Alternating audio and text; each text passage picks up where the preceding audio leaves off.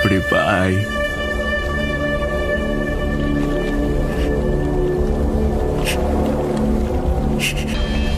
நான் உனக்கு தனியா விட்டுருக்க கூடாது, தனியா விட்டுருக்க கூடாது பாய். என்னால தான் பாய். ராஜு, என்னால தான். ராஜு, எப்படி? யாரு? யாரா? எப்படா?